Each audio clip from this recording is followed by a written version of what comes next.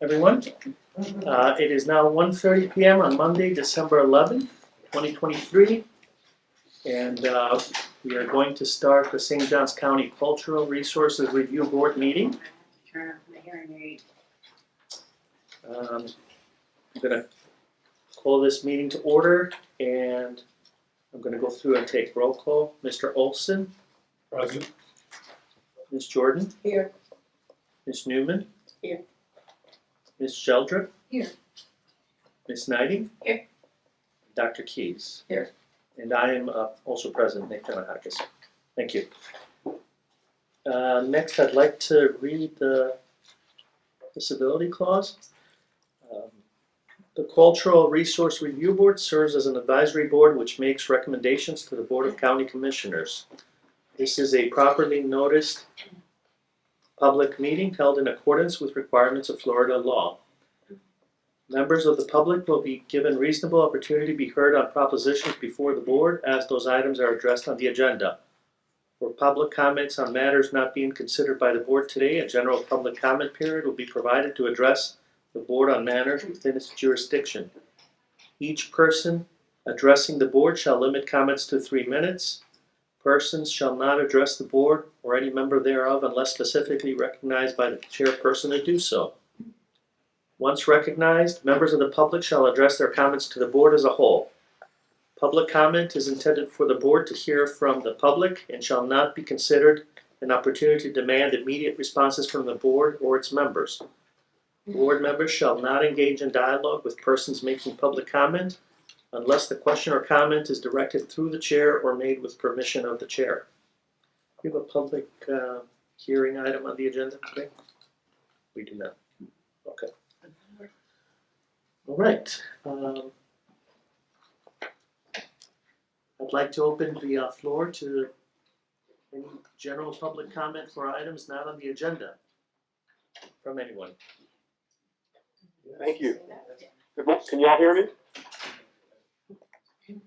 Hello? Yes, Mr. Slavin. Hi, good afternoon. It's Ed Slavin. Happy holidays, including Festivus, which is the celebration of the reading of grievances. There's a lot that we could do in St. Johns County to do a better job with the CRRB. First of all, these meetings need to be televised, and it was my understanding that they would be, just like LAMP is televised now. So if we could please have the county staff to work with the commissioners to televise these meetings on GTV in the future, I'd really appreciate that. And that way we can look people in the eye and there'll be a video record of what CRRB is doing, because this board is very important and it has in the past failed to support the rights of employees, namely Trey Alexander Asner, to do their jobs without fear or favor. And because of the harassment of St. Johns County employees and staff and members of the public, I filed a complaint earlier this year with HUD, which is investigating under the Fair Housing Act. Now, I'd like to suggest that in the future, when we televise these meetings, we make sure that the materials are posted prominently in advance to where people can download them and see them. And we need to reject the idea that county employees should be pressured by administration not to do their jobs without fear or favor. And this notion that we should be afraid of scaring off developers, I don't think developers are scared in St. Johns County. I think they scare me, and they scare the employees, and they scare the people. And I'd like to commend our liaison to CRRB from the BCC, Commissioner Krista Keating-Joseph. Is she present in the room? She's absent. She is not today. Okay. Well, if she were there, I'd want her to hear what I'm about to say. I'm really proud of her for standing up to oppression by the 4 other commissioners on the St. Johns County Commission. She simply pointed out on November 21st that there's an election next year. She got the date wrong. It's actually in November. She was talking about the Republican primary, but everything she said about the development pressures in St. Johns County and one-party rule is true. And so at the last BCC meeting last Tuesday, they voted to censure her, citing an inapplicable criminal statute. And I've corrected the commissioners on that, and I've conversed with Commissioner Dean, and I told the commissioners right after they did it that they were wrong, and it's obviously got a chilling effect. But when you've got a couple of billionaires like the Paytons and the Hudsons who pick our county commissioners and fund political campaigns, something's going to get lost. So all of y'all, ladies and gentlemen, I commend you for your service. Welcome, Dr. Keyes, and I know that you're going to want to do your jobs without fear or favor, and we need to speak out in favor of protecting and defending the First and Ninth and 14th Amendment constitutional rights of people like Trey Asner. And I thank you in advance for getting these meetings televised, and wish y'all a happy holidays, whatever that holiday might be. And I'm going to put myself on mute now. Thank you so much. Thank you, Mr. Slavin. All right, there was another public comment? I'm Janine LeBlanc, and I'm the co-owner of Genome's Fish Camp down in Pleasant Beach, that was established in 1948. And we'd love to get some help on getting that listed as a local historic landmark. We're asking for any assistance in that, and we do have some paperwork, but any staff help that could help us in that direction, we'd love that help, please. Oh, could you further describe, just encapsulate why you think we should be giving attention to it? I mean, but I don't know about the property. Absolutely. Well, it's a small bait and tackle shop. There's a very small building on site, and then a house as well, about a 1,500 square foot house that was built in 48, 50 by Jack Genome. And now that property is owned by some other people in the area that want to keep it preserved as what it is. And my husband and I have been running Genome's Fish Camp now for about 6 years, and it's just such a great spot, and it would definitely be great for us as a local historic landmark, and to keep preserving it the way it is. Thank you. My name's Pat Hamilton, and I am one of the people who own the property. And when we were kids, Jack Genome was the old man of the sea, and he caught all the fish for marine hunts. And Mr. Tully, who ran the Atlantic Bank, and Pete Thompson, and Willard Howlett, who was the county attorney, would all come down in the afternoons and drink whiskey. And it was bought by a group of residents to keep it a fish camp. And it's kind of the center of Crescent Beach right now. So the South Anastasia Community Association is having their oyster roast. It's not a fundraiser. It's 100 people. We're going to go out there and get the oysters. About 10 of us can make chowder and a big fire. And it kind of keeps the beach. It's one of the hearts of Crescent Beach. These guys have been great tips for us. They run the fish camp. They know a lot about the river. There are a lot of us who are preservationists down there. I sat on the Scenic Highway Committee for 7 years, getting A1A designated as a scenic highway. And I have to speak for several people who own it. And we really need some help, if we could, from staff, from you guys, to figure out how to fill out the forms, what the obligations are. I mean, we just need some help. We all agree. I mean, we're on the same page, and I think we agree with you guys about the importance of preserving historic areas. So if you can give us some help, we would really appreciate it. Thank you. I don't have a whole lot to add. I would just like to basically say ditto to that.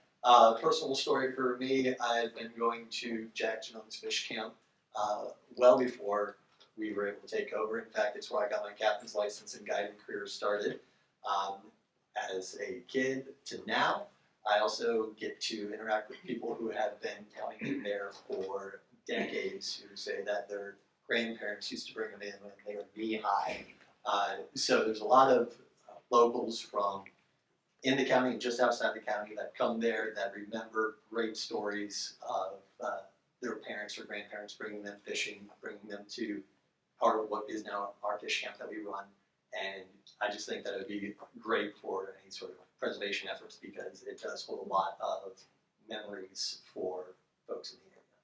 Through the chair, sir, can we get your name and address for the record? Adam Morley, Thank you. in 291 Cottage Road. It's on the, I think I built it out of it. Okay. Thank you. Thank you. Could I add one more thing? That within a block and a half, there are my family, extended family members own 8 different cottages that are all over 50 years old. Several of them from the 1920s, some from the 1940s. And again, we all buy into the mission, so, you know, I wanna know what it would take, what the obligations are, what are the incentives, if we wanted to try to get, you know, that historic district or get houses designated as historic houses, because it was, you know, the house at 251 Cubbage on the corner of Cubbage and Milton, it was built before there was a bridge. And it had an artesian well that ran a hydroelectric plant, so it had electricity when it built it. And it's not usual for where we live. So, Thank you. Hi, I'm Sally O'Hara, and I used to be the A1A administrator for years, and I've known Pat and Pam. One significant part of the All-American Road down the A1A corridor is the historic assets, and rapidly they are disappearing. We just completed a historic survey from Ponte Vedra to Romano, and it is recognized that there are some very significant historic districts there. I don't think this body has endorsed an historic survey for the South Anastasia area. I think it's warranted, and it would benefit them, and it would slow down encroachments and demolitions of structures like we're trying to preserve.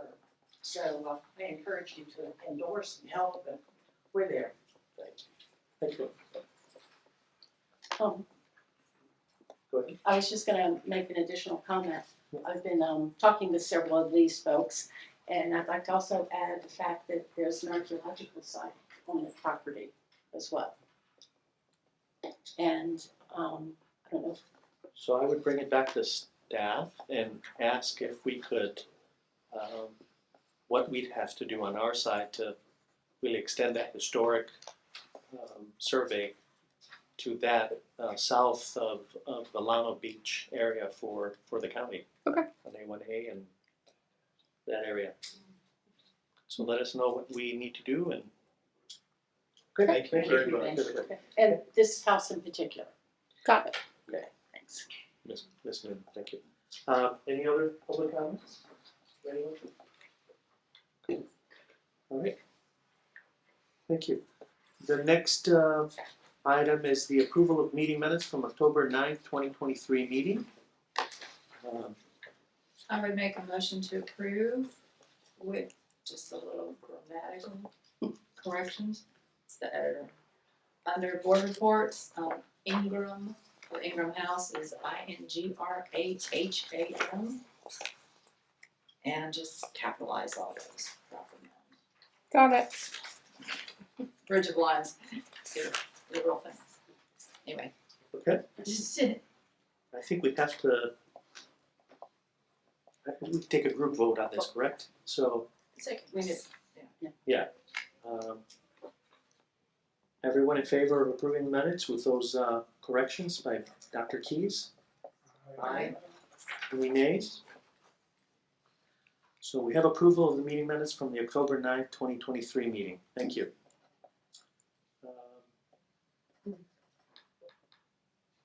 All right. We're going to open the floor for approval of current agenda items. I want to remind everyone that you have to state your name prior to speaking, including before we vote also on these. Okay. The first item on the agenda is 1033 Ponte Vedra Boulevard. Through the chair, we still need to approve the current agenda. I Motion. apologize. Okay, so yes. So the next item is actually corrected. It's the approval of the current agenda. And let's make a motion. Okay. All right. By vote, Mr. Olson, Yes. Ms. Jordan, Yes. Ms. Newman, Yes. Ms. Sheldrup, Yes. Ms. Knighting, Yes. Dr. Keys, Yes. and yes for me, Chair Nick Janakakis. All right, so the current agenda has been approved, and we're going to go on to the agenda items. So the first item on the agenda is 1033 Ponte Vedra Boulevard, and Ms. Knighting. So through the chair, if I may, before she commences, I want to go over 2 items. I'm not doing the agenda item 4 today, but briefly I want to talk to 2 things. If you'll remember our last meeting, an issue came up about voting. I want to remind everybody under Florida statute, chapter 286, 012, you are required to vote on every matter unless you declare a conflict. And so a conflict are 2 separate things. You can have a voting conflict, which means that you have a matter on the agenda that inures to your special interest or your employers or a relative or a business partner.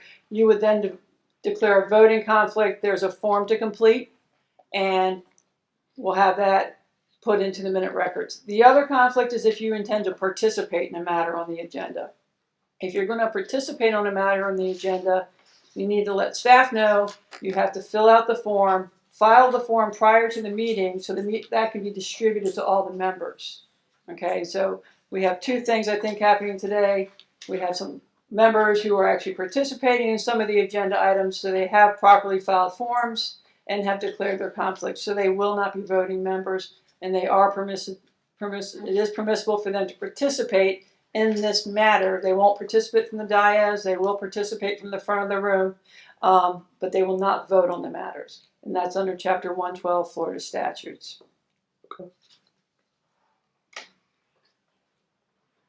Yep, it's Thank right you. here, so you can just look through. Okay. Whatever you need to. All right, great. Hello, thank y'all for the time. We're here today to talk to you about the Milam House. We're really excited to be here. We're excited about the next steps, but we do need your help. According to Florida Building Code, if we have a substantial improvement, which rehabilitating the structure is a substantial improvement, we have to bring it up to code.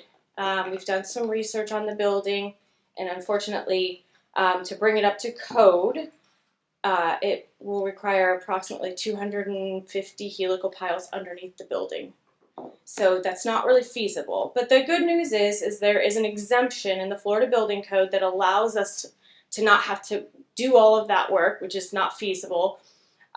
We just have to not remove the historic designation of the house, right? So essentially, what we're here today is talk about what we're doing, what our scope of work is for the project, and hopefully y'all agree that what we are doing will not remove the historic designation of the house.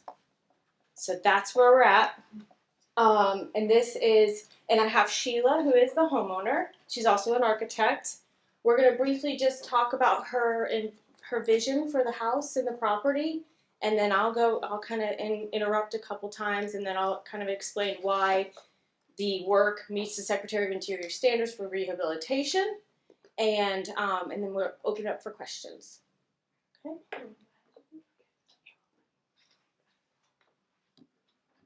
Hi, I'm Sheila Davies. We are really excited to have this opportunity to restore this beautiful house that Paul Rudolph designed in 1962 and bring it back to its former glory. This was the last house that Paul Rudolph designed before he went to become a chairman at Yale. It's historically significant. It was also 1963 Architectural Record House of the Year, which is a significant celebration. He was so forward in his thinking. So instead of making the Ponte Vedra Boulevard side the front of the house, but he really wanted everybody to see the house, so he made the beach side, the east facade, as this beautiful sculpture, as you can see in the photos. And his design strategy was more of a sectional design strategy instead of just doing, designing in plans. So you can see how it's playful. It's called House of Seven Levels. And it was also first house that he designed that was air conditioned. So he didn't really have to worry about operable windows. And so there were lots of views, but all those windows were fixed pretty much. Another fun fact is that it was originally designed as a poured-in-place concrete building, but when they did a pricing, it was quite expensive, so they decided to change course and use 8 by 8 by 16 concrete blocks. So it's really fun to just really look at it because it's almost like you're using Lego blocks to build something, and it's so playful. I love it. You can see the different levels in the house, how playful he was.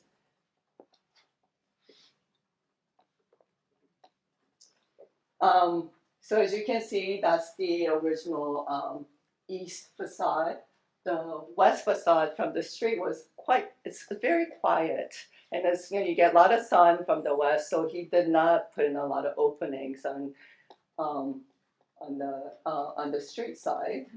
This is one of the renderings. And after construction, you know, every house gets changed over time, and Mr. Milam built these wood decks outside himself, supposedly. This is the existing condition today. Mr. Milam and Mrs. Milam lived there until they passed away in 2017-18. So house has been sitting vacant for a while now. So this is the original building. That's the original building. Everything else was built after in the 70s, and another significant addition in the 2000s. As you can see, after Hurricane Irma, the seawall had to be built because the existing building suffered significant damage during the storm. And the view from the street is really obscured. You can't really even see that this house is back here unless you really knew about the house and go search for it. You can't see the house at all. Unfortunately, they put this the pool, which is kind of set on this above this wall. So that's the view that you get as you drive up from the street, which is not very inviting. And then once you get up to the pool, and that's the view that you get today. So I just want to kind of bring kind of understanding. So this is the original Milam house. The rest of all of this are additions and hardscaping that was added after. According to the National Register nomination for this structure, because it is listed, these additions are not significant, just the main house is significant. That's the portion that Paul Rudolph designed originally, and that is what's significant.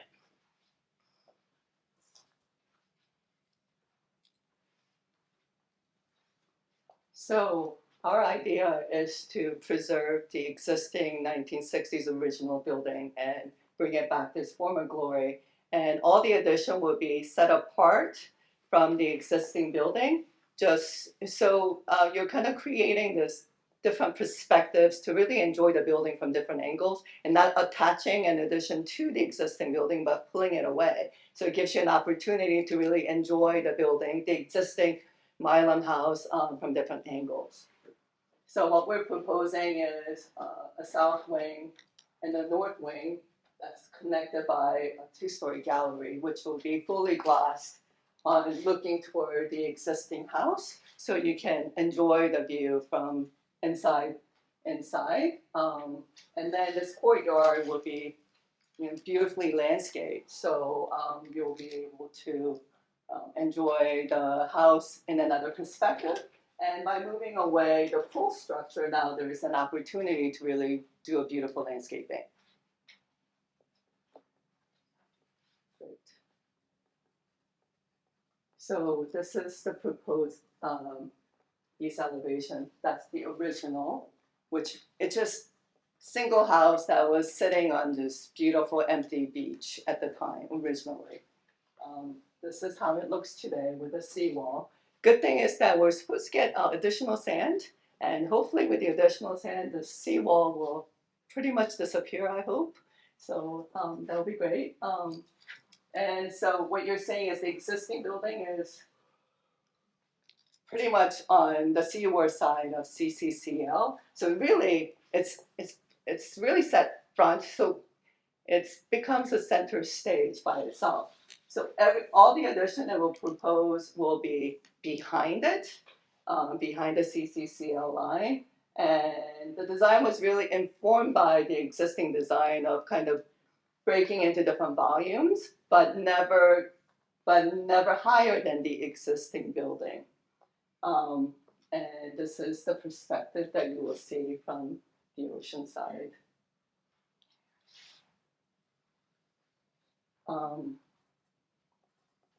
This is looking at the house from the courtyard. So pretty much, all you will see is basically the existing building, and then it will give you an opportunity to kind of step back and look at the existing building. As far as we're going to be changing out all the windows. These two openings are originally garages, so we're proposing sliding doors for that area because the original garage doors have been removed for decades, so we'll not be replacing that.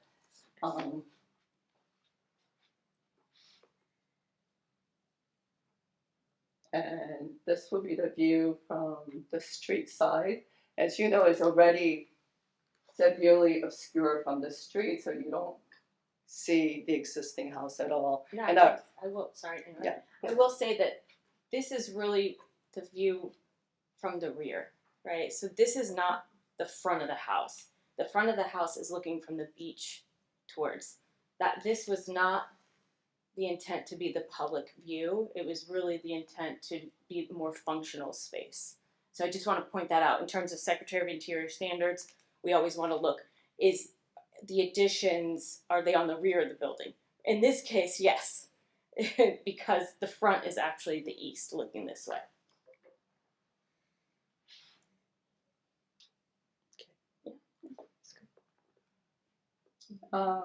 The north and south facade will not be changing anything other than just repairing what needs to be repaired. And these are bird's eye view from two sides. Just kind of give you an idea of what it would look like. So it kind of shows you the main structure is like the focal point, and then we've got the addition that is set back all the way back, just like the additions are today. So then when you're looking from the east, this is the focus, which meets the Secretary of Interior standards, because you want to make sure that additions are subordinate, not the same height, and also they don't mirror. So that's one of the things about new construction in the Secretary of Interior standards is you want to make sure that the additions complement the original structure, not mirror it, because you don't want to take away from the original historic building. Yes. So the way kind of we thought about this is, how do we really celebrate what we need to celebrate, which is the existing building? So the additions are really secondary, and I kind of look at them as like mounting for this beautiful jewel.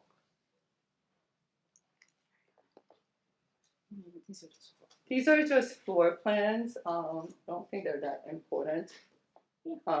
So this is our vision. I hope that you can help us achieve and restore this beautiful building to its former glory. Thank you. Okay, so I'm just going to quickly go through like some technical.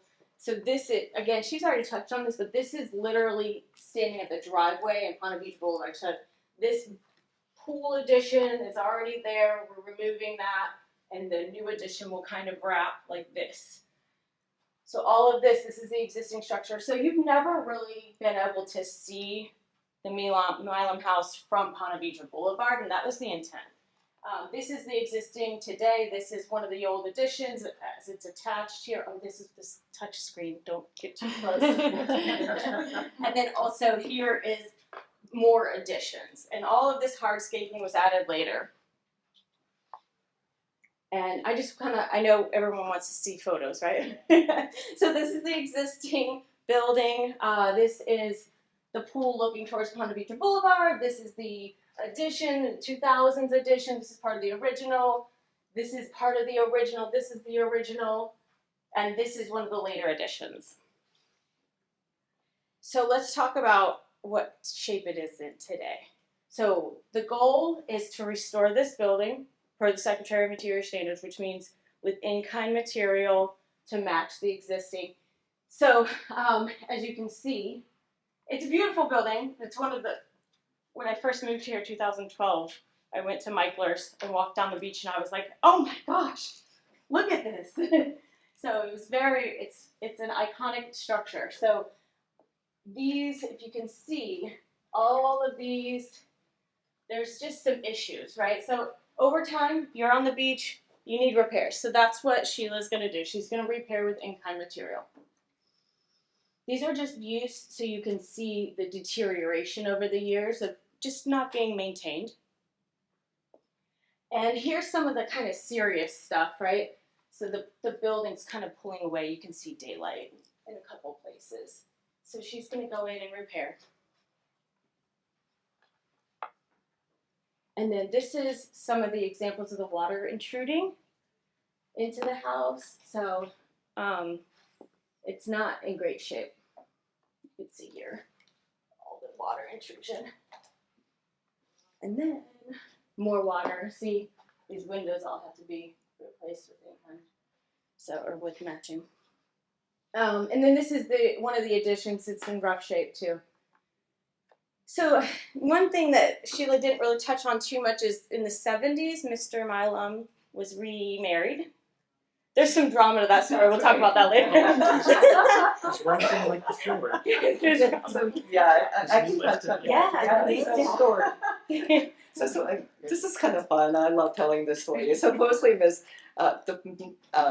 Milam #1, supposedly, like Mr. Milam came home one day and she took off with all the furniture, and so just gone with everything. So when Mr. Milam met Mrs. Milam #2, she's originally from Spain.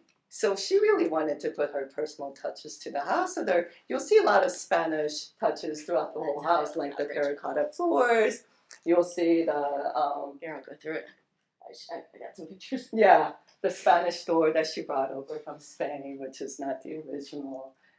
The kitchen renovation.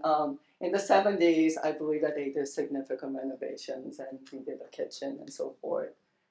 So there were a lot of changes that have been made over time. This is kind of funky. There's like cabinets on the windows. So just some funky stuff on the inside. But anyway, so that will be repaired. And then, so that's really it. But I wanted to just, again, touch on the work we're proposing meets the Secretary of Interior standards for rehabilitation, the new addition, and we do have to attach it slightly at that little roof line because we can't have two houses. Per zoning, you can't have two houses. You can't have two buildings.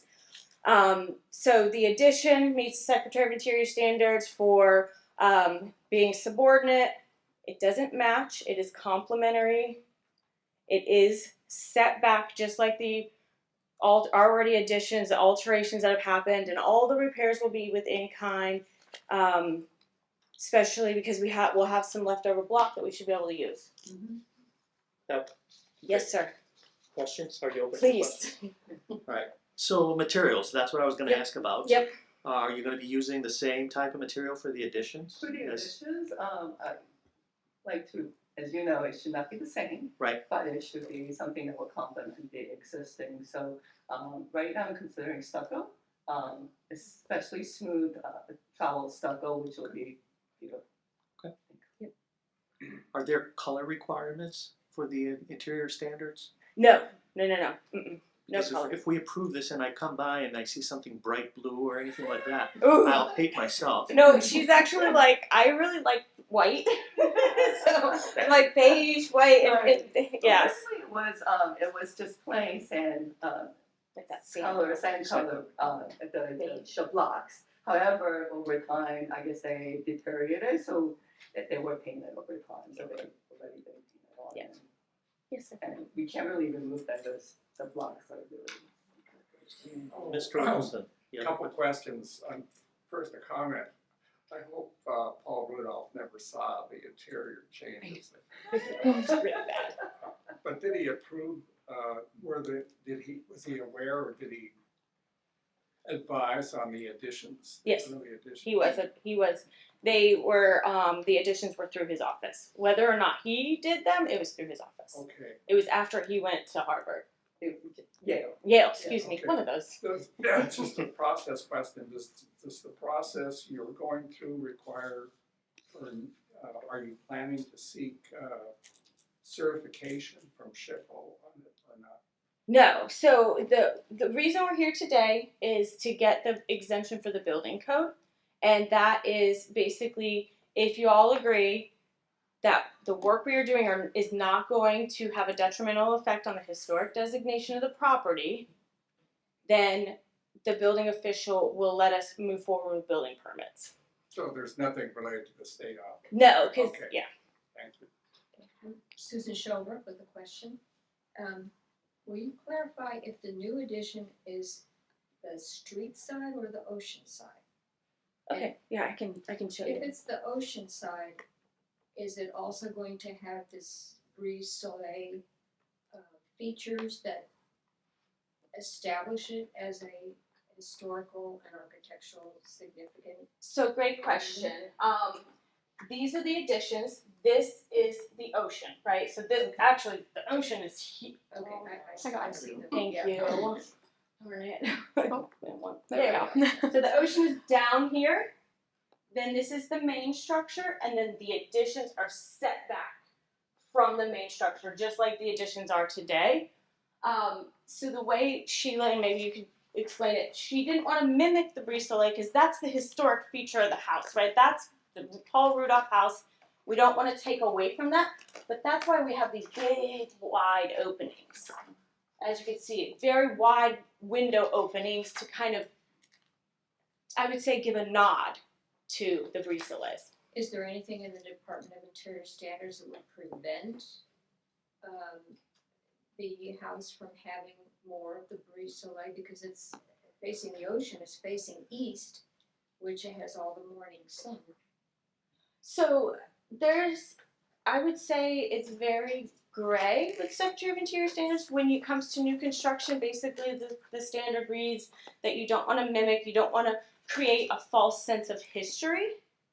And I would say that if you start adding those brise soleils on the additions, you might start creating a false sense of history.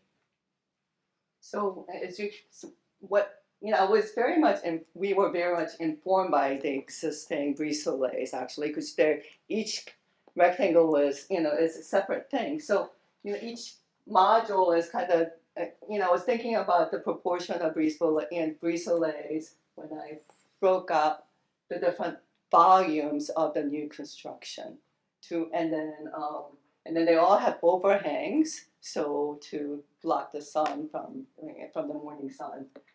So it was very much informed by the existing building, but not copying. Yes, Dr. Pease. Full disclosure, I was in the house in 1997, so I knew Arthur and Teresa. Oh wow! Okay. So I've been there many times since. Okay. What did you think of the 70s? The doors. You remember this? What do I think of the 1970s? Yeah. Sex, drugs, and rock and roll. Yeah. The square footage is 2 or 3 times more than the original, and something I would suggest you address. And also the building materials. Hopefully there would be a color differentiation so that it is very clear that those additions are not the original piece. Yeah. Use a little stain the stucco, do it a little darker has been typical fashion. We'll take that But into for you consideration. to make it, Sure.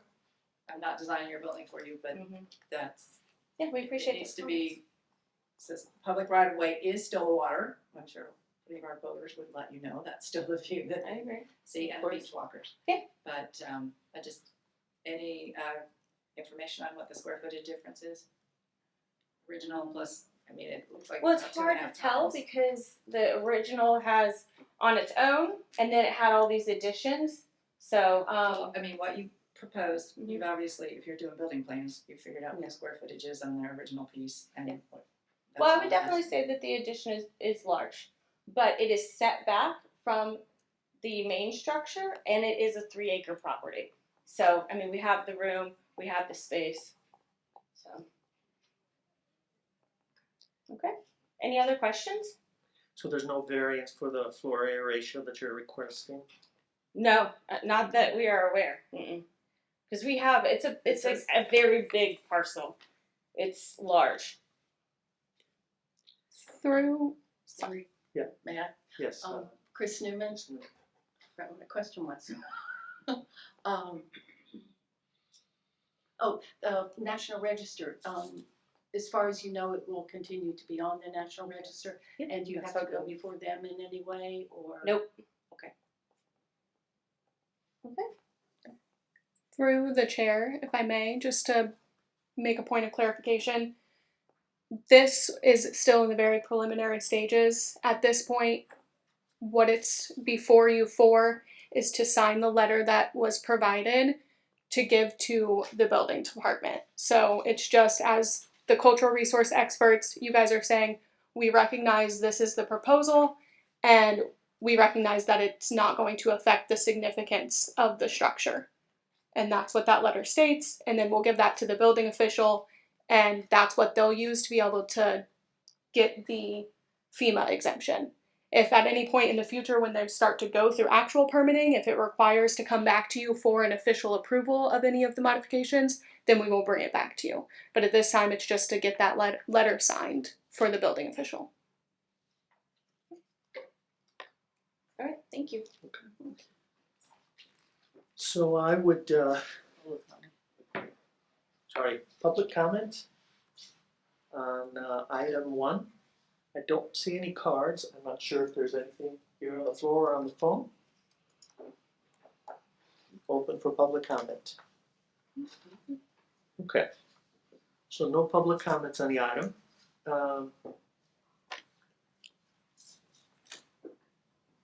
Do I hear a motion? Or, I mean, I could make the motion. I assume, Ms. Knighting, you're exempting yourself from the Mr. vote? Chair, if you need a motion, I'll make it. Yes. And as I make it, I've just remarked that it's good to see, very good to see that the new owners are planning to adapt and preserve this, because it could easily be a scrape off. So, anyway, I mean. So the motion, so the motion has been made to approve the letter that is going to the building board for 1033 Ponte Vedra Boulevard. The motion was made by Mr. Olson. It was seconded by Ms. Christine Newman. So let's, I'm sorry. Yeah, sorry. Ms. Sheldrup. I'll open it for a vote.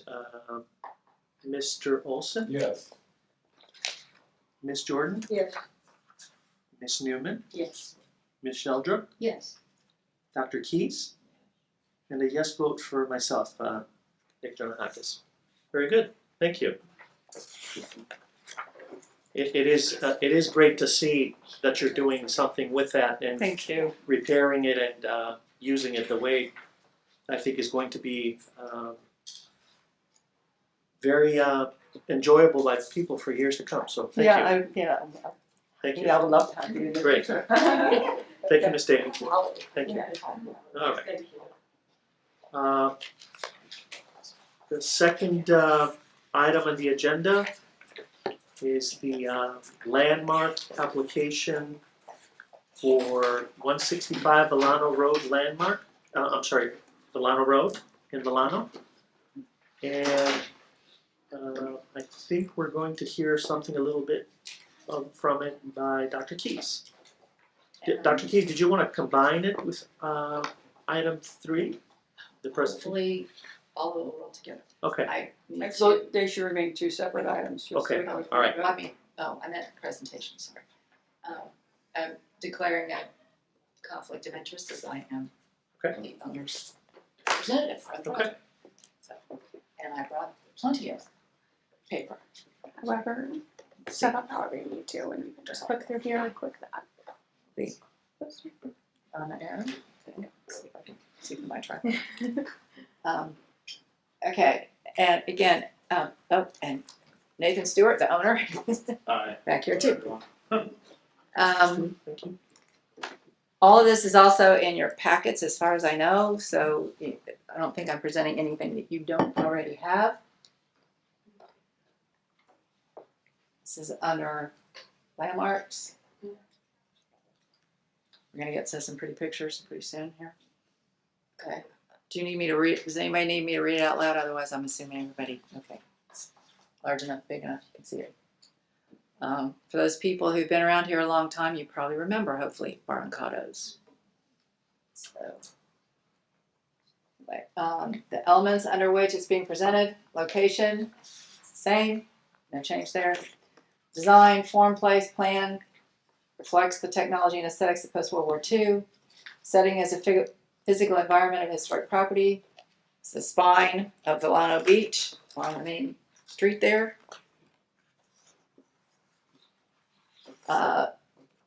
We don't have anything as far as a particular material combined or deposited during a particular time doesn't meet that. Deteriorated and compromised. Hurricanes did great in 2016 and 17.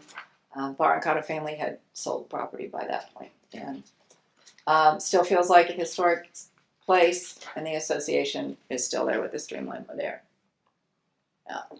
And I paid huge homage to my former Flagler College employee friend, Cynthia Barrancato, who lives in Houston, Texas, and got very excited about this and dug through. I have family wedding pictures if you get desperate and need to see those. But anyway, that's Barrancato's. It actually started out across from what's now the Waterworks, the old train station at May Street in San Marco. And thanks to a hurricane, that blew them out of there. So they went to a building that had existed, and then it was run by the Barrancato family, as you can see, for more than 40 years. And they added since 1946 to the top sign.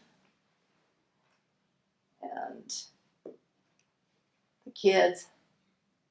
The mosaic still there at the base of the Volano Bridge. And some photographs of it in more recent years.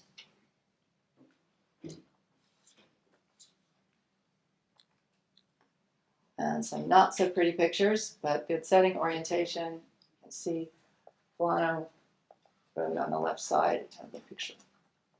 In that right section. Non-conforming garage. I'll try not to touch the spring. Anyway, being removed. Structurally questionable. How's that? Review of that. Rear of the property. Interior. Keep in mind it has not been used in a number of years since the hurricanes. And certainly doesn't meet code. That's it. Pretty pictures. Yeah. You want me to do anything else with? Okay. Then. That is just for item number 2 for the landmark designation. And then we'll go into the certificate of appropriateness next. I'll make a motion to approve landmark 2023-02. Second. Okay, so the motion has been made by Ms. Knighting to approve LMA 2023-02 for 165 Alana Road. And it's been seconded by Mr. Olson. So let's Through the chair, if I may, it is just a motion for recommendation because this will get finalized at the BCC. Okay, for recommendation to the board. So let's open it up for a vote. Mr. Olson, Yes. Ms. Jordan, Yes.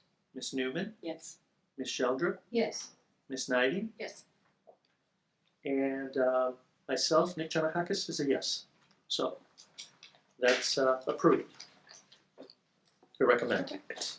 Are we can do public comment? Yes. No?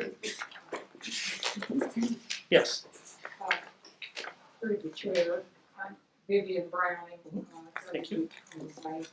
I have chaired the town center redevelopment since we started visioning in '97 and moved into land development code in '01 and mixed use town center zoning and the CRA, which brought us utilities, underground, angle parking, wide sidewalks. We had the Usinas, we had about almost 30 people, which included the one and only lady sitting next to me here.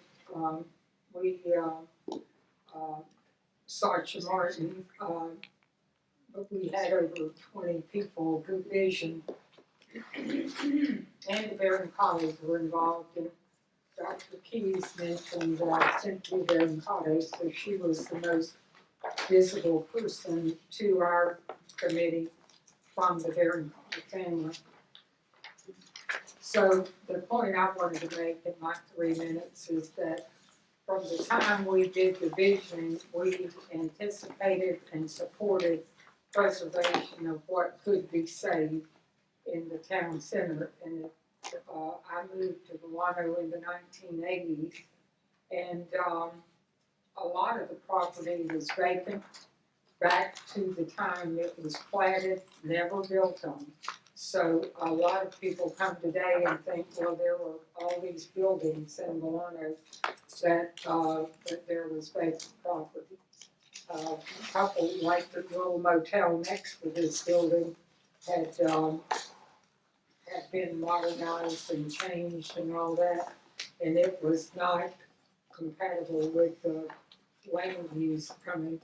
But we were in support of preserving what could be preserved. So this building, I think, will follow through with our visioning and show that have something like the people who've been there, like I started going to have dinner there in the 80s, is that it shows people who went there, they can still have that nostalgia for that building as the family now takes over. And it seems like they're very sensitive with the family atmosphere all, and being willing to spend the money.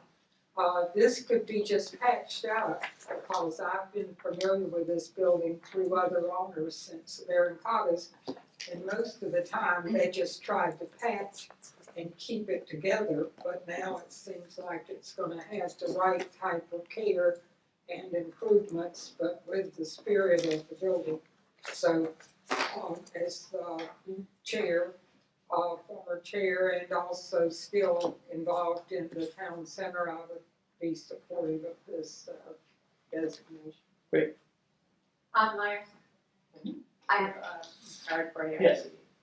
My name is Sasha Martin, and I am a current board member of Long Beach Main Street. As Vivian discussed, we started in 1997. We wanted to preserve as much of the historic nature of the Volano, and create a Volano Beach Town Center that was pedestrian friendly, but also celebrated and preserved the environmental and historic nature. This is a Art Deco building, and we don't have a lot of the original buildings that are restorable. We're very excited that the owners of the restaurant, who have a lot of restaurant experience, but they gave all the board members a large portfolio of what they are initially hoping to do with the building. And they want to preserve as much of the building as possible. A lot of it is deteriorated, the utilities, and I'm sure they're going to find termites, or there are termites. But the new owners is a young couple who also own what used to be the restaurant in Bangkok. There he is. Creekside. Oh, hi. With us. So they're really so positive, and they want a family-oriented place where people can go and enjoy themselves, especially families. So we are very excited about the future of this property. So, Ms. O'Hara? Yes, Emily O'Hara. I was the former executive director for Volano Beach Main Street. Now I'm with Hastings Main Street, who, I can't report, has been recommended for Florida Main Street designation. So we'll be getting announcements from the Secretary of State soon. And one of the questions they had while we were in the Tallahassee panel was, Why isn't Hastings designated as a National Historic District? Well, Hastings has the potential, and we will continue those conversations. But I'll bring back to you the thought that in that last historic survey that you did last year, Volano is now, has enough properties to become an historic district. Or you can be a Main Street, you're not necessarily a historic district, but if you're a historic district, it adds greater value in protecting all the historic properties in that area. And right now, we're piecemealing things in both communities.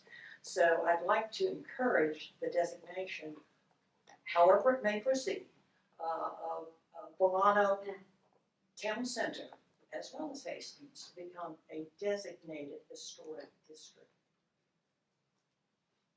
Thank you. Ms. O'Hara. Through the chair, if you will, I just want to qualify that. So the motion was to a recommendation of approval. You had a staff report in front of you. There were findings of facts in that staff report as well as a condition, and so I'm assuming you're incorporating those into your recommended order to the Board of County Commissioners. Yes. Thank you. Thank you. Any other comments for item 2? Okay. Thank you. Item 3 is for the same location. It is a historic preservation property tax exemption, parts 1 and 2. Okay. Go ahead and present what you have, then we'll open it to public comment, and then we'll vote. Okay, and this will be, That's the way. yeah, it's running the certificate of appropriateness in tandem with ad valorem tax exemption, since you don't really need me to repeat myself. Anyway, Part 1 establishes the historic significance. You heard that under the landmark piece. This is Part 2. This is what is proposed to physically happen to the building. I'm going to do a little diversion here only, in the sense that keep in mind it has gone through hurricanes, and I ceased doing better living through denial a long time ago. So we have rehabilitation standards. You guys, I think, have all that electronically, but lest you have any doubt, we have plenty of stuff in Florida about dealing with our sea level rise. So that is part of what affects physically what happens here too. So you can see the building sits on the ground. The building needs to stay sitting on the ground in part for that historic significance, but transferring some of the structural load elsewhere and facilities into a newer piece will be pretty significant. The other just information, I don't know, did they get Florida Master Site File? I can't remember when I read it so many times I quit reading it, but. So you got updated Florida Master Site Files on this too, by the way. And again, same photographs, but you can see the setting. Part of what they have to deal with too is off-street parking.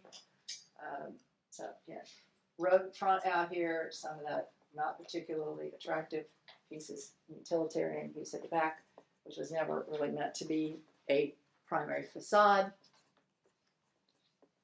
This is new proposal. So you have existing building here. Part of the family piece, if I recall, is you're gonna get ice cream on this side. You're gonna sit on the outside over here. Lots of outside cafe eating. Again, you did a streamlined modern piece so that you can not only conceal mechanicals if you need to, but you've done some protective measures on that roof line. The left piece, see at the back, there's a new tall section, single story, with your kitchen, your bathrooms, all of that needs to function so that you can take that out of the original building and meet code compliance. Is that it? Yeah. Okay. If we need more, we can All pull it up. You can see the architects, Cronk Duke, out of Jacksonville, for the renderings. They're doing the architectural design. The landscape firm that has been hired is the same one that did all of the Volano public spaces already out there. The tiles, everything down by the waterfront. So again, tying all that together by bringing the same firm back in on that. Gulfstream is the engineering firm. And me as the preservation consultant. So, is that end? Okay. If anybody has questions, happy to try to answer them.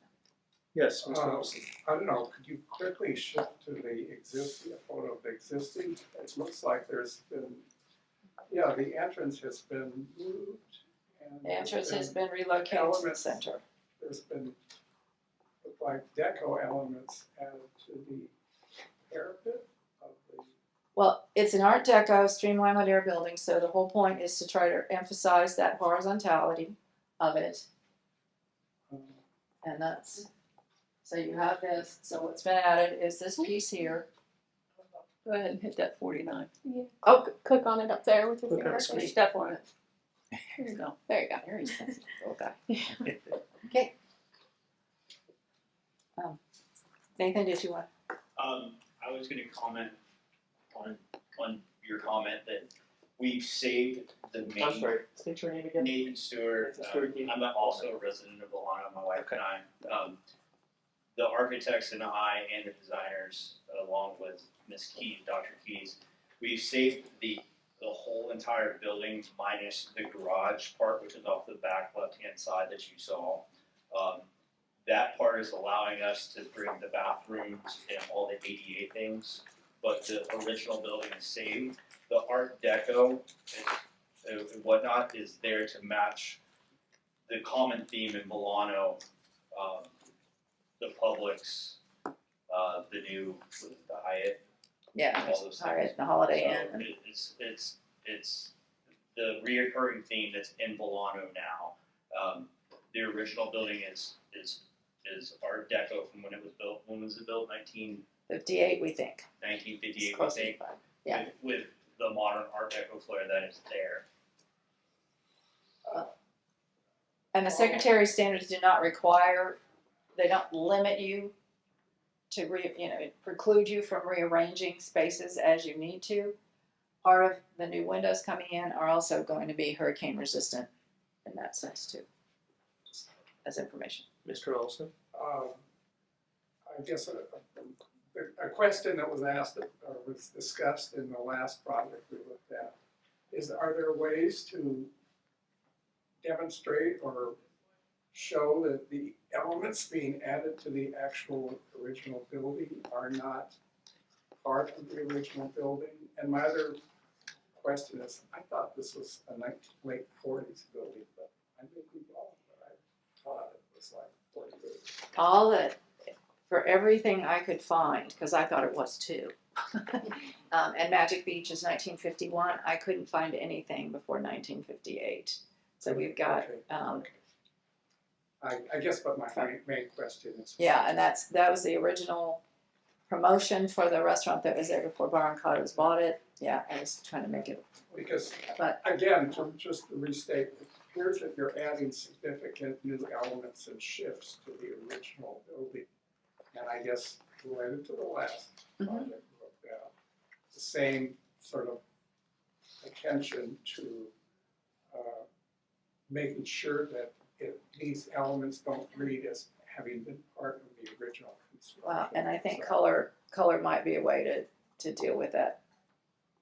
To differentiate a little bit between here and here. And then, sorry about this.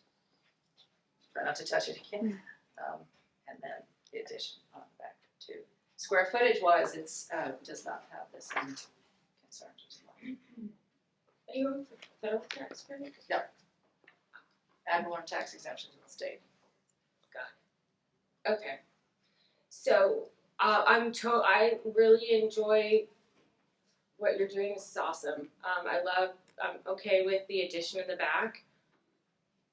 I agree with you.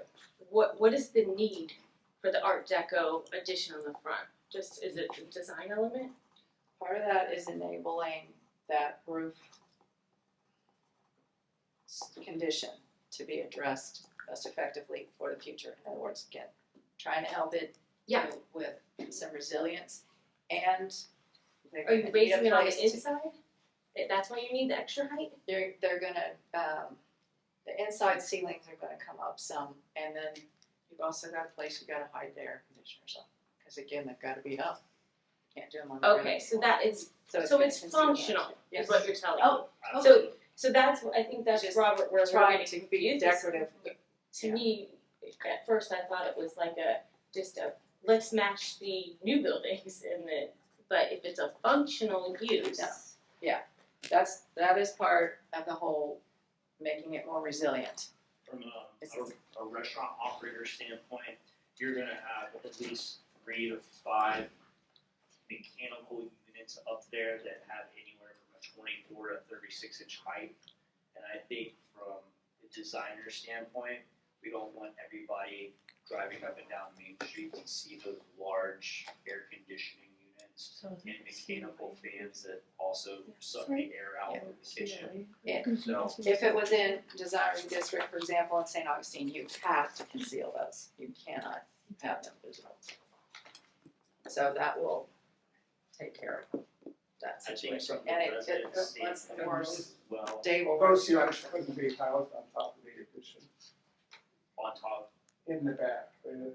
there's units on that one as well. Okay, there's probably coolers back there, so there's evaporators, yeah, I was looking at that too, but I'm sure there's more units there. So, I do have another point to ask. Do you know if they've made any, is there any planning done for storm water rise? Are you putting in gates and doors? They're gonna do door dams. They are doing door Yeah. dams, okay. Yeah, we talked about that. We're gonna have Okay. a chance, yeah. Oh, good. I worked with Pat Croce on the Pirate Museum more than a decade ago. We put door dams in pretty much. Out of 3 or 4 plans that were presented to my wife and I, this is the only plan that didn't cut up the original building. So this is why we felt so strongly about going with this one. We are residents ourselves. Okay. And this may be, you don't have to answer this, but do you know how many seats what you're going to have for seating? 100, and we're looking at about 150 to 160. Good. With the outdoors. Because if you told me it was a family restaurant with 40 seats, I'd beg to differ, so, okay, thank you. There's tables and tables. Yeah. Okay, open for public comment, I think is the next item, for item 3. Yes. Ms. Vivian Brown. Browning, also, I want to point out that I was, the, president of Main Street, when it was brought to the water, when I retired at 21. Have held several positions, so also I'm an old history teacher, so when I came in the 80s, I did my own research to learn about the community.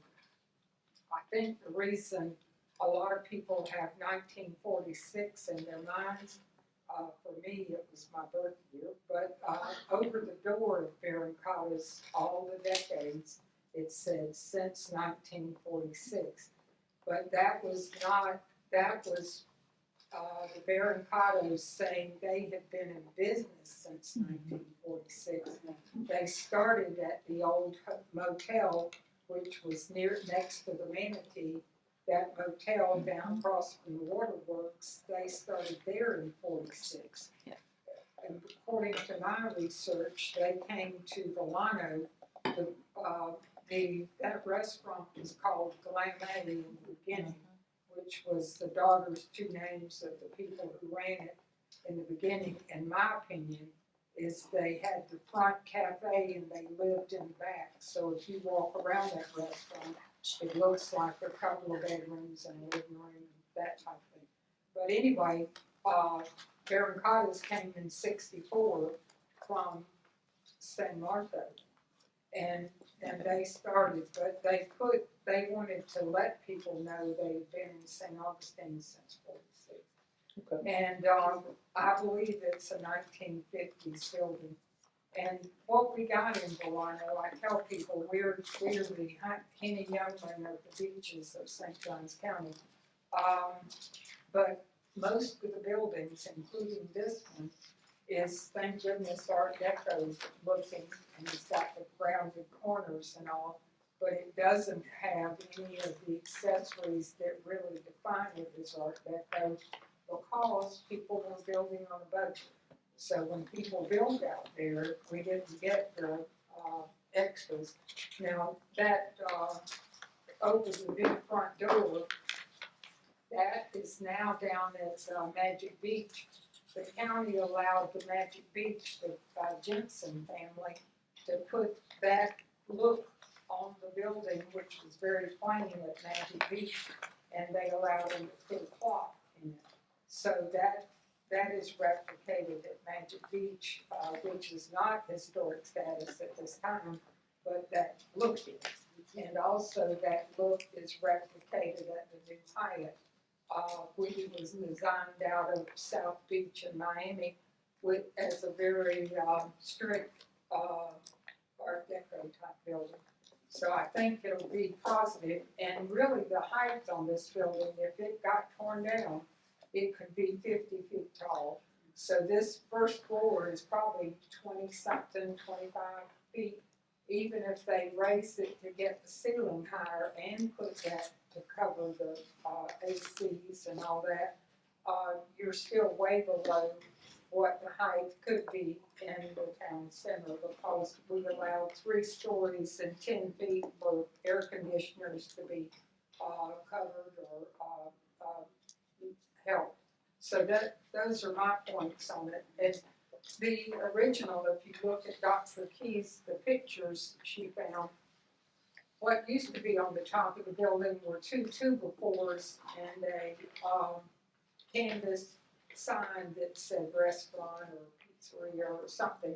So this is a far improvement as a permanent fixture than what we used to have there on top of the building. So I feel like that this building has gotten all it can get out of it, keep it historic, but still make it very functional for today's diners and today's owners. So I'm very positive about it. Thank you, thank you for your service on this. I just have a question. Martin?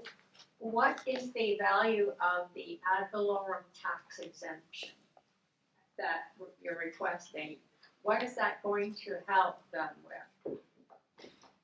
Can I answer that? Yes, Okay. please, Dr. Keys. I wasn't sure who. Okay.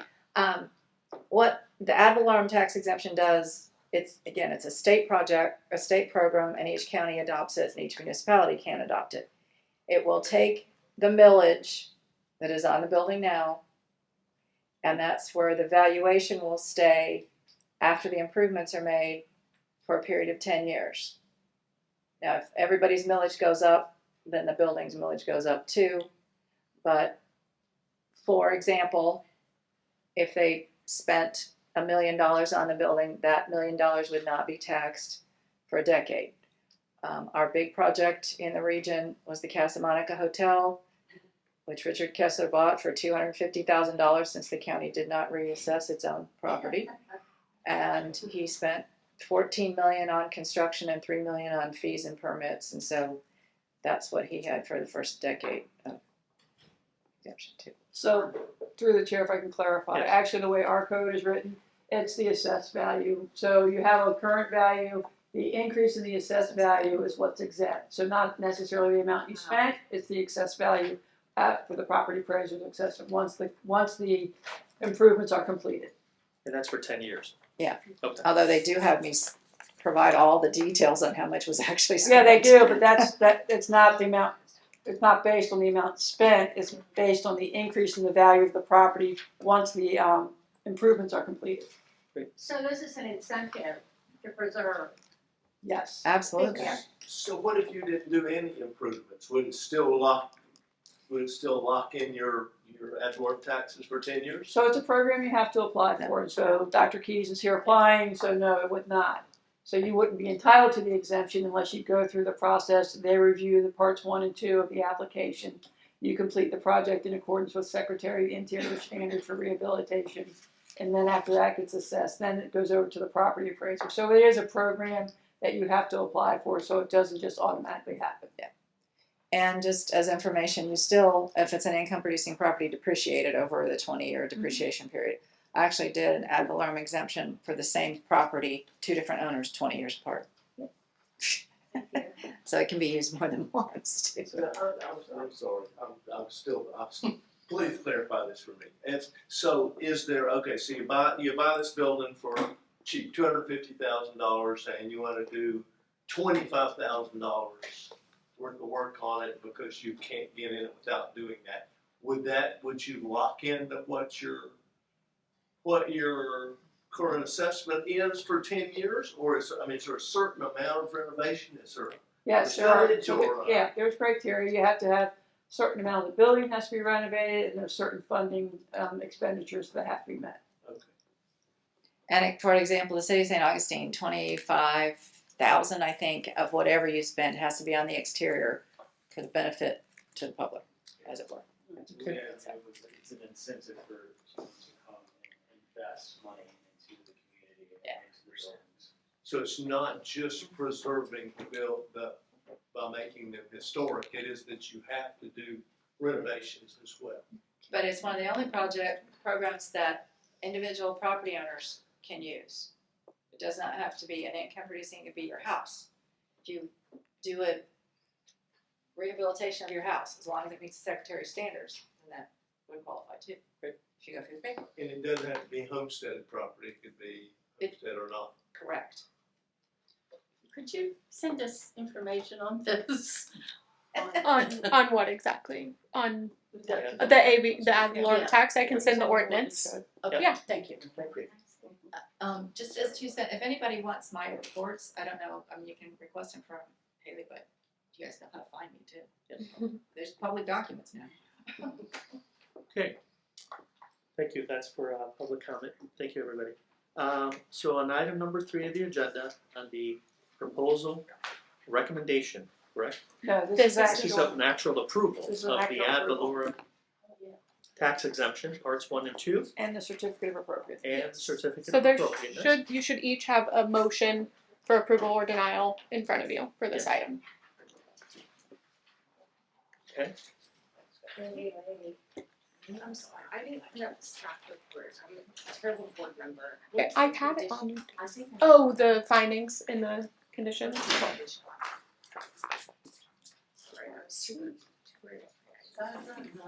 I can actually.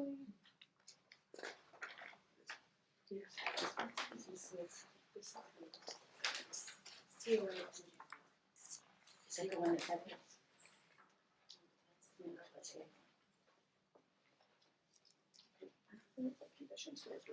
So these are the conditions. So there's 4 conditions, not 1.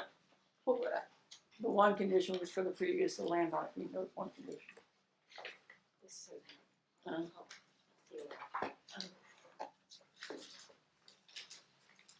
These are just standard conditions. Okay, I'll make a motion to approve COA MJR 2023-01. Okay. So the motion has been made by Ms. Knighty. And second, through the chair, so this is based on the finding of facts in the staff report because they have to be incorporated into a development permit. Yes. Okay. Based on the findings and facts in the staff report. Thank you. Okay. Seconded by Ms. Sheldra. Okay, let's go ahead and open this to a vote. Mr. Olson, Oh, yes. Ms. Jordan, Yes. Ms. Newman, Yes. Ms. Sheldra, Yes. Ms. Knighty. Yes. Dr. Keys is conflict of interest, which has been filed, and I will vote also yes. So that is approved unanimously. Okay, thank you. Item number 4 has been removed from the agenda, correct? Correct. Okay. Seems we just had that.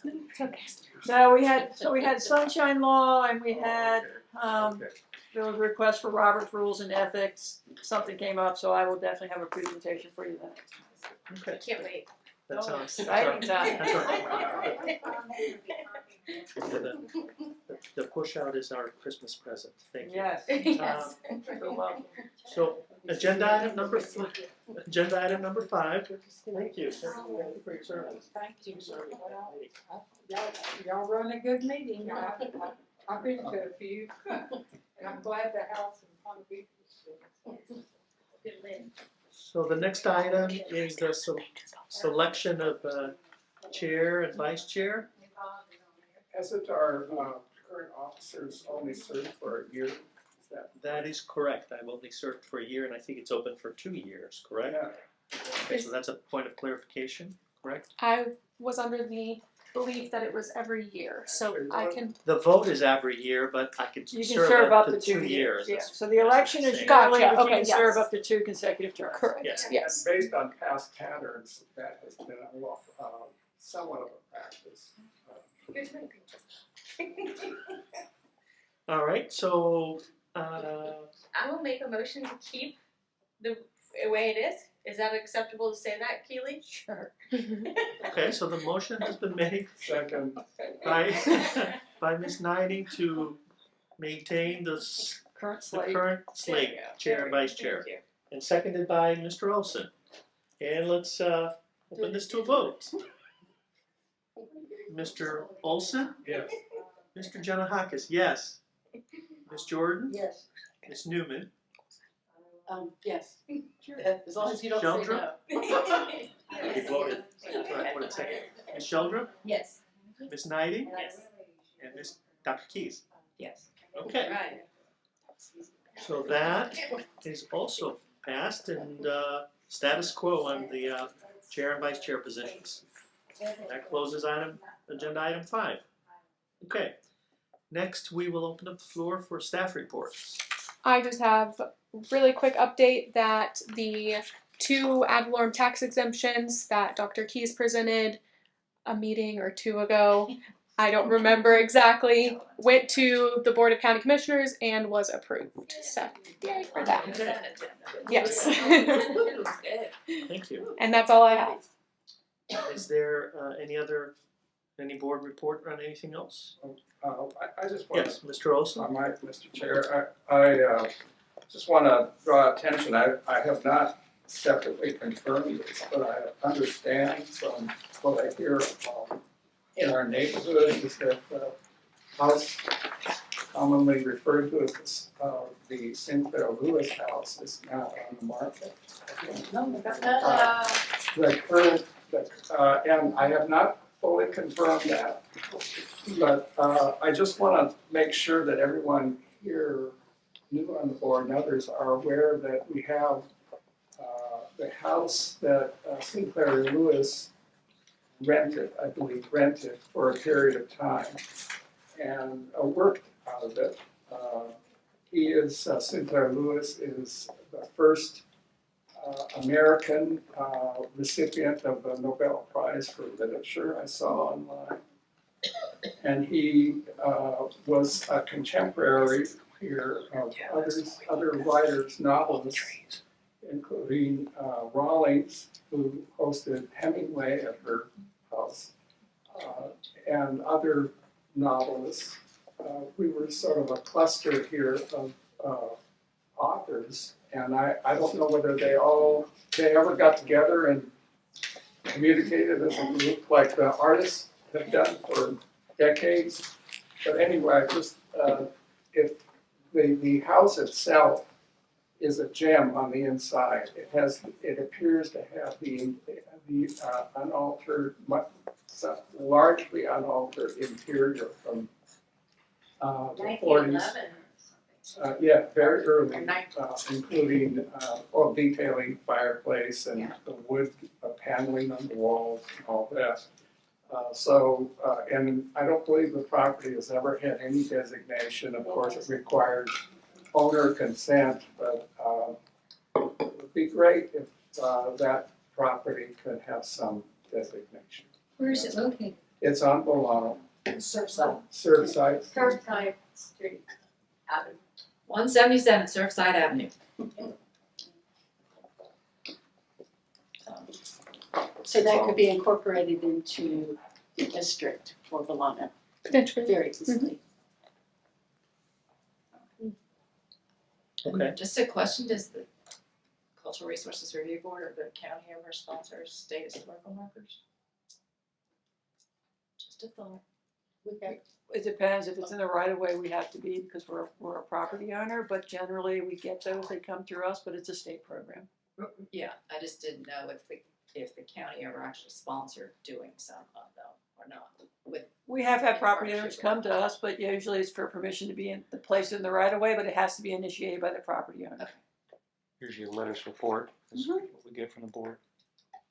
Question, does the board need to have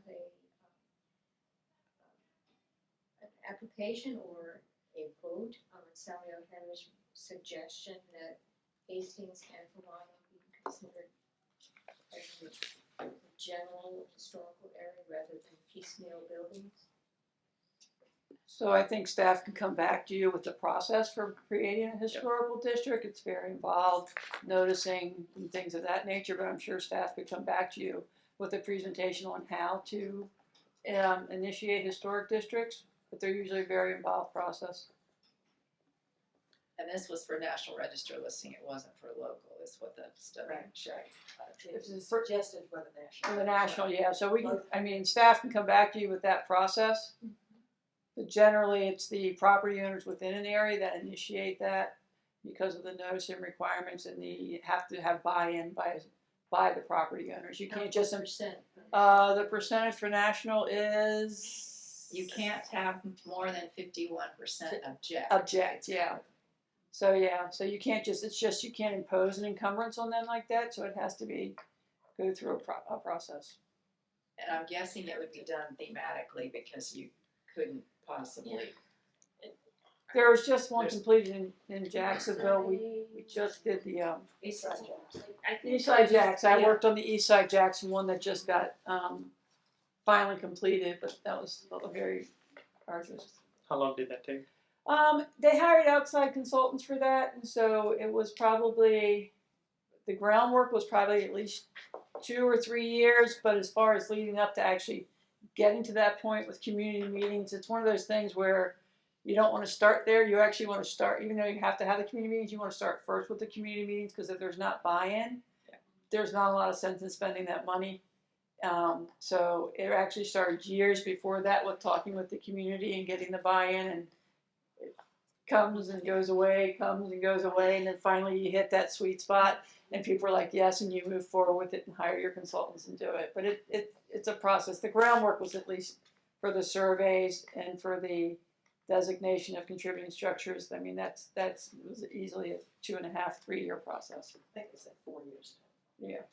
I would say that let's ask staff then to take a look at those requirements and have those to pass along to us to review. And If I could suggest, maybe we just get an idea of like the area we're talking about and like how many structures in that area have been surveyed, because I don't know that the survey y'all just did covers the whole. You know, it was just, Yeah, it was so- A1A, it Yeah. wasn't the. So we would need to have another survey, extend it, so, it's a process, but if we, educate the board on how it goes and. Absolutely. And I think Crescent Beach also, because I don't even think they've had a survey, just a general survey down in that area for a while. Right. We talked They're about in the Crescent county. Beach and Anastasia Island earlier, correct? So those two areas? Even Hastings. Yeah, So Hastings, Let's just take it all Solano right. Beach Let's just do complete. it all. Sounds Did like Hastings get surveyed as part of the Main Street piece? No, it was a survey before when it became Main Street, but it's a recent survey. Yeah, that's what, okay. That's good. It's only a couple years old, I think. Yeah. Okay. That's good news. sounds like great. Do you keep these attendance cards? Okay. Yes. All right. So, any other reports from anyone? Okay. I will then adjourn the Monday, December 11th, 2023 meeting of the St. Johns County Cultural Resources Review Board at 2:59.